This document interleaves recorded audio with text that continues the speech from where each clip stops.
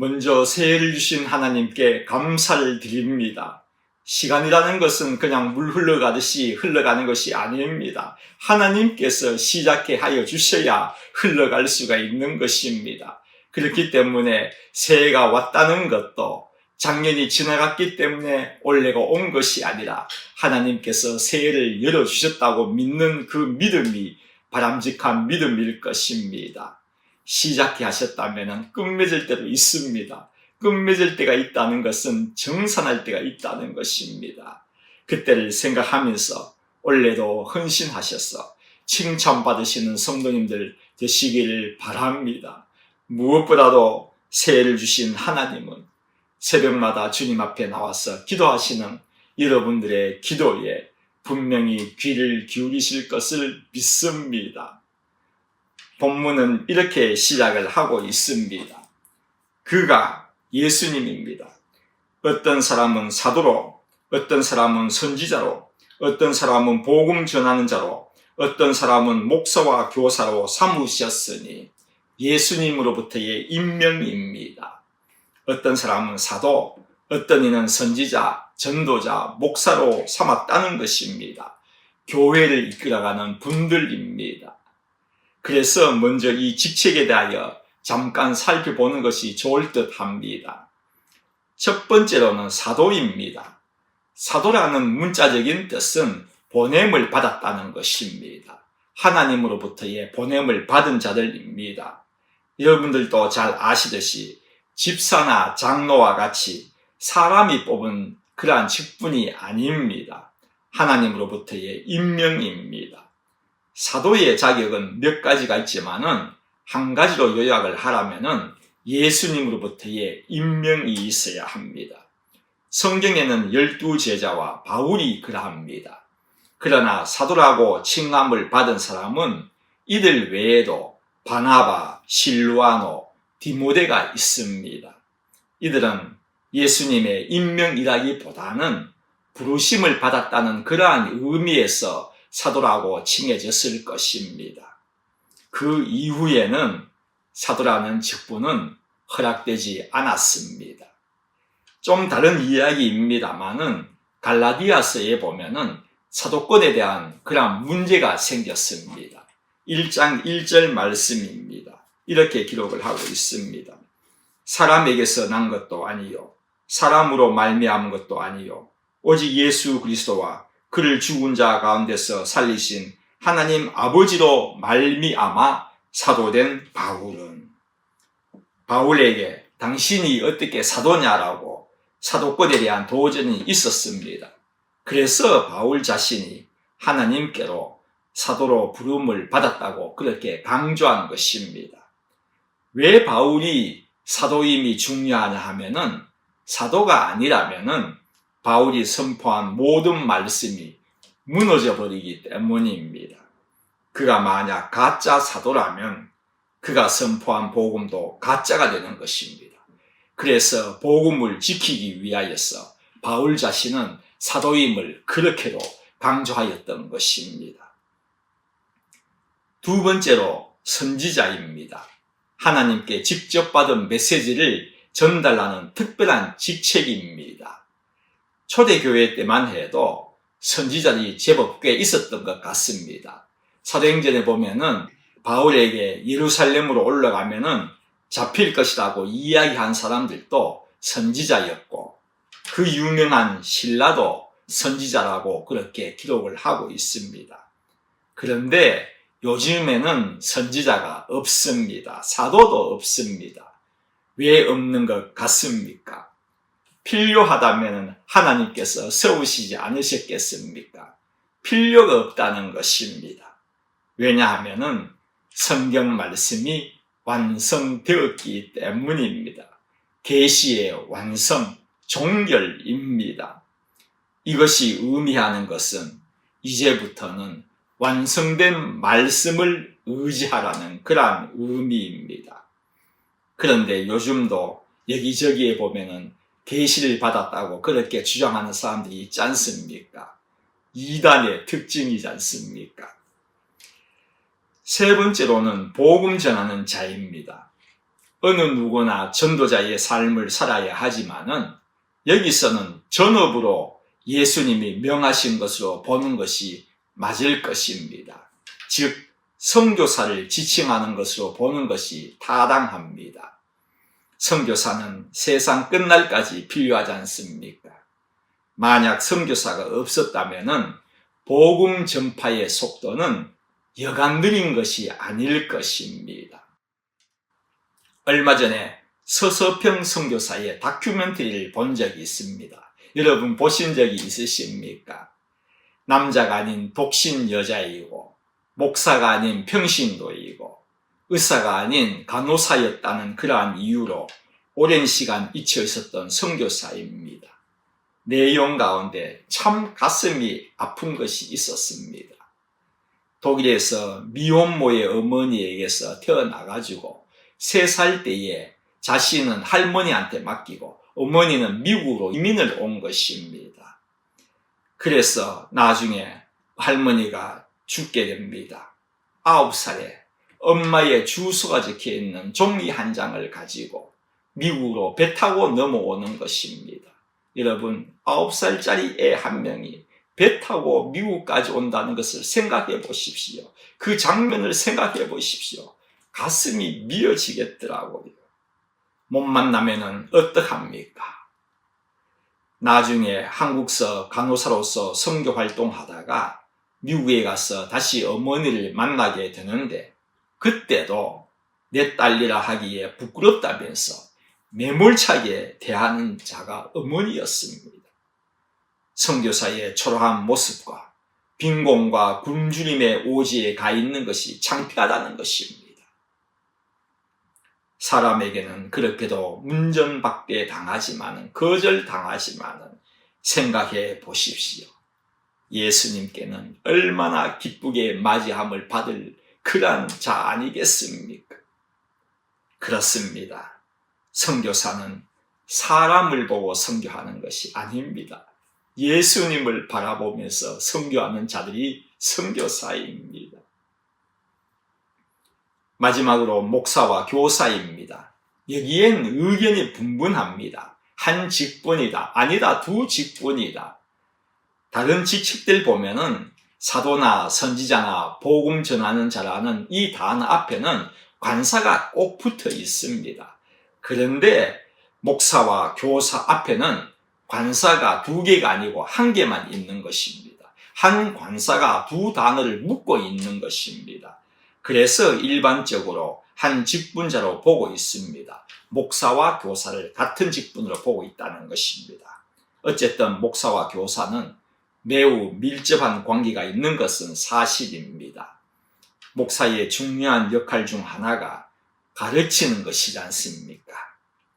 목사를 포이맨이라고 하는데 양을 치는 목자를 가리키는 말입니다.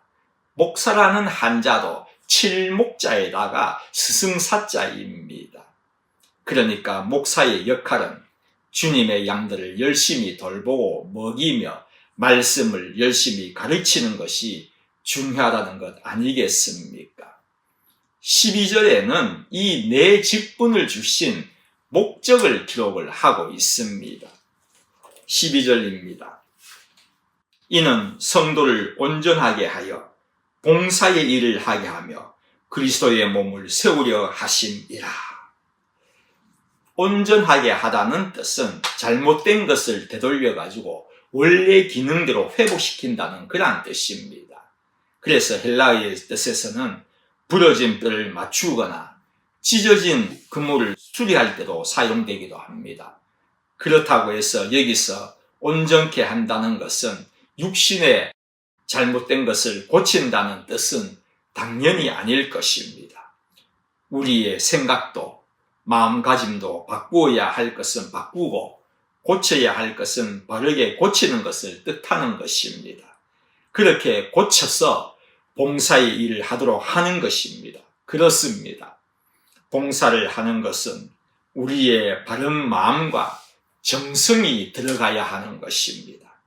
물론 육신의 힘도 따라줘야 하겠지만은 그러나 육신도 육신이지만 봉사에는 마음가짐이 더 중요하다는 것입니다. 마음이 온전치 않으면 봉사의 힘듦을 어떻게 이겨낼 수가 있겠습니까? 마음이 온전해야 하는데 온전하기 위한 조건으로는 본문 마지막 15절과 16절에는 사랑이라고 그렇게 기록을 하고 있습니다. 사랑 안에서 교회를 세워나가야 하고 사랑 안에서 자라라고 그렇게 말하고 있습니다. 사실 사랑이 없는 헌신은 오래 못 갑니다. 헌신할 때에는 하나님께서 이렇게 나를 사랑하여 주셨다는 그 사랑을 내 생각에 기본 틀이 되어야 하는 것입니다. 이렇게 사랑으로 온전함을 갖추어 가지고 12절에서는 교회에서 봉사하게 하고 주님의 몸을 세우게 하라는 것입니다. 이것이 목사를 세워 성도를 교육시키는 최종 목적입니다. 13절부터는 성도는 어떠해야 하는지를 설명하고 있는데 바울은 몸을 가지고 말하고 있습니다. 무엇보다 성도는 하나님의 아들을 믿고 아는데 성장하라고 그렇게 말하고 있습니다. 여기서 하나님의 아들을 믿고라는 말은 불신자들한테 저희들이 예수님을 믿으세요 하는 그 믿음과 다릅니다. 성도들에게 보낸 편지이지 않습니까? 성도들 하는 것은 믿는 자들의 무리이지 않습니까? 그래서 예수 믿으세요라는 그 믿음이 아님을 쉽게 아실 수가 있는 것입니다. 하나님의 아들, 즉 예수님을 믿고 안다는 것은 말씀의 내용을 믿고 더 깊이 깨달으라는 것입니다. 여러분들은 말씀을 어느 정도 믿고 있습니까? 이 말씀이 하나님의 말씀인 것을 믿고 있습니까? 이보다도 우리에게 더 귀하고 중요한 고백은 없을 것입니다. 이 고백이 무너지면은 인생 모든 일에 꼬여버릴 것입니다. 시편 19편입니다. 7절에서 8절 말씀. 여호와의 율법은 말씀을 뜻하는 말이지 않습니까? 율법은 완전하여 영혼을 소생시키며 여호와의 증거는 말씀의 다른 표현입니다. 확실하여 우둔한 자를 지혜롭게 하며 여호와의 교훈은 계속적으로 말씀을 다른 표현으로 말하고 있는데 히브리 문학의 특징이지 않습니까? 정직하여 마음을 기쁘게 하고 여호와의 계명은 또 다른 말씀입니다. 순결하여 눈을 밝게 하시도다. 영혼을 소생시키는 것은 말씀입니다. 우둔한 자를 지혜롭게 하는 것도 말씀입니다. 마음을 기쁘게 하는 것도 우리의 눈을 밝게 하는 것도 말씀입니다. 뿐만이 아닙니다. 우리의 영혼이 피폐해져 있고 쓰러져 있는 우리를 일으켜 세우는 것도 상한 마음을 치료하는 것도 말씀입니다. 죽어가는 영혼을 살리는 것도 딱 한 절로 족한 말씀입니다. 이 귀한 말씀이기에 이 말씀을 지키고 우리들에게 들려주기 위하여 신앙의 선배들이 얼마나 번역의 혼신의 힘을 다하여 수고하였습니까? 그저 그냥 수고뿐만이 아닙니다. 윌리엄 틴데일 같은 사람은 장막 더미에서 화형을 당하기도 하고 존 위클립은 죽어서도 그의 무덤이 파헤쳐져 가지고 유골은 불태워지고 이들 뿐만이 아닙니다. 지금도 번역을 한다는 단 한 가지의 이유만으로 중동에서는 괴한의 총에 맞아 순교하는 분들이 있다는 것입니다. 지금 우리에게는 그 말씀이 하나도 손상 없이 전해지고 있지 않습니까? 이렇게 마귀가 덤벼들어도 이기지 못한 것은 알고 보니 지나서 보니 하나님께서 몇천 년 동안 온전하게 말씀을 지키기 위하여서 역사하셨다는 것입니다. 왜 역사하셨겠습니까? 여러분의 앞에 무엇이 놓여 있습니까? 성경 말씀입니다. 온전하게 지키심은 여러분들을 위함입니다. 이렇게 하나님이 심려를 기울여서 보호하셨다면, 몇천 년간 보호하셨다면, 예레미야 36장에 보면은 여호야김은 회개하라는 선지자의 말에 화가 치밀어 올라와가지고 두루마기를 칼로 갈기갈기 잘라가지고 화로에 던져버렸습니다. 그러한 일이 있었지만 온전하게 하나님이 성경을 보호하셨다면은, 그렇다면은 또한 분명합니다. 성경 말씀은 순종하기에 가치 있는 책입니다. 성도 여러분, 올 한 해는 오늘 본문과 같이 66권의 말씀을 믿고 말씀을 더 알아가는, 깊게 깨달아가는, 노력하는 한 해가 되시기를 바랍니다. 이 성경 말씀에는 순종해야 할 내용만 적혀 있는 것이 아닙니다. 하나님의 따스한 소원, 우리를 향하신 소원이 적혀 있다는 것을 여러분 아십니까? 여호와는 내게 복을 주시고 너를 지키시기를 원하며, 하나님의 소원입니다. 복 주고 지키시기를 원한다는 것입니다. 여호와는 그의 얼굴을 내게 비추사 은혜 베푸시기를 원하며, 여호와는 그의 얼굴을 내게로 향하여 드사 평강 주시기를 원하노라. 하나님께서 모세에게 이것을 백성들에게 축복하라고 그렇게 가르치신 것입니다. 지시하신 것입니다. 그리고서는 마지막 결론적으로 하나님께서 뭐라고 말씀하셨는 줄 아십니까? 내가 그들에게 복을 주리라. 성도 여러분, 올 한 해도 하나님의 소원이, 풍성한 축복이 성도님들 가정에 임할 것을 믿습니다. 무엇보다도 성도님들의 기도에 올해도 응답의 기쁨이 충만히 임할 것을 믿습니다. 기도드리겠습니다. 하나님, 새해가 시작되었습니다. 시작엔 끝이 있습니다. 끝이 있다는 것은 정상할 때가 있다는 것입니다. 올 한 해도 말씀 따라 살아 순종의 삶을 살았어 결산 때에 칭찬받는 죄를 내끔 인도하여 주십시오. 올 한 해도 기도의 응답의 기쁨이 저희들에게 충만히 임할 것을 믿으며 예수님의 이름으로 기도드립니다. 아멘.